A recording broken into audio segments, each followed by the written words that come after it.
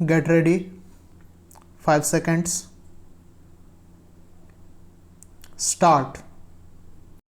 Now, I would like to say that with this measure, we are now adopting, to my mind, it will not be possible to have this system or any other system functioning effectively. The number of clauses that we have included are so restrictive and rigid that it will not be possible for any system to function in this country. If at all it is able to function, it will be able to function with a lot of difficulties. It will be said afterwards that the industrial sector, particularly the private sector, has not been able to deliver the goods. I would like to warn the government that if anything happens in the future in which industrial production or production in the private sector has not gone up, it would be not because of any lack of efforts on the part of the private sector, but because of the measure that we are now adopting. Para. I have mentioned several times how this particular bill is very restrictive and how it will hamper the normal growth of companies in this country. It is a pity that when we are on the threshold of the 10th 5-year plan, such a measure should be passed in this house.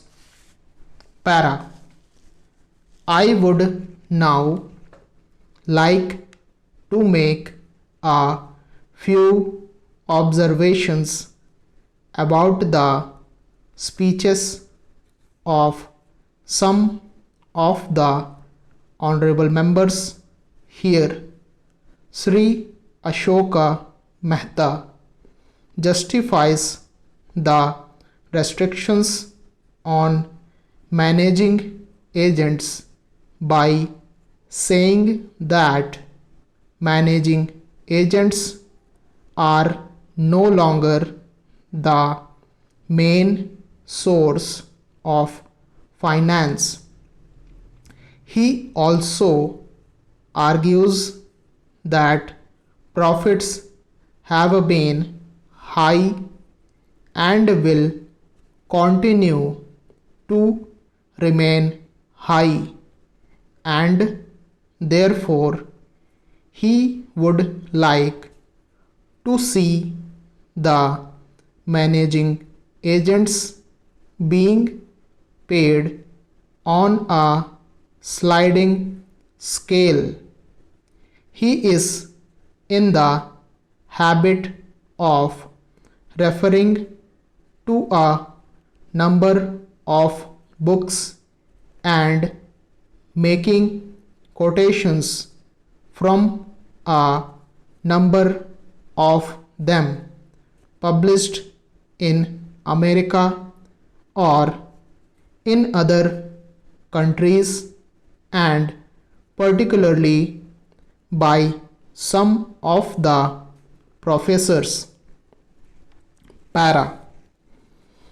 I would also like to mention to him that even when companies are floated, it requires a certain amount of confidence amongst the investing public, and it is because a particular firm is managing a particular company that this confidence is created in the investing public. Para. Even there, as the Honorable Finance Minister has said, there is a sort of overall tight control. New banks and insurance companies are not floated nowadays. What you have are the few banks which are existing and the few insurance companies that are existing. Para. The other point is that the credit worthiness of the managing agency firm does count to a certain extent in getting credit from the banks and other financial institutions. Para. Yesterday, it was mentioned by my honorable friend that the crux of the problem is the question of payment of remuneration to a particular managing agency system. He said that in this bill a definite encouragement has been given to the alternative type of management, namely the managing director or the manager, where an individual has been permitted to take 5%, while in the case of the managing agency it has been permitted to take about 10%. I would like to point out to him that it is not merely the question of remuneration which will decide the alternative type of management.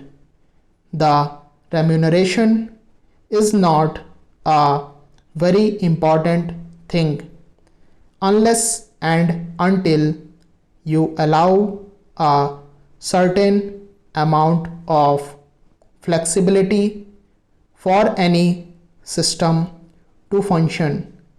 It will not be possible to evolve any other system to take the place of the managing agency system. In spite of so many shackles, you may find that those few business houses which are carrying on now may have to carry on the present basis. You may not find many new people coming in the field. Para. Several times it has been mentioned in this house why the business community has not prescribed for itself a code of conduct. In this connection, I would like to point out that a degree or diploma is essential for the profession, and in case of violation of the code, sanction should be provided by it to prevent a person from practicing the profession. Today, even Ashoka Mehta and Sri C.C. Shah can set up a grocery shop and become businessmen. Nobody lays down any condition for starting business, and nobody can prevent others from continuing it. But I would like to point out that with regard to the code of conduct, there is a certain amount of ethics, and there are certain standards and traditions on which business houses function. If a particular firm has not got proper ways of managing its business, you will find that that business house will find it difficult to function, and it would be difficult for it to command the confidence of the business community. It would not be possible for it to function as effectively as a firm which has proper ways of managing its business. That is sufficient as a code of conduct. It is not possible to prescribe a certain code of conduct in the manner it has been done for the profession in general.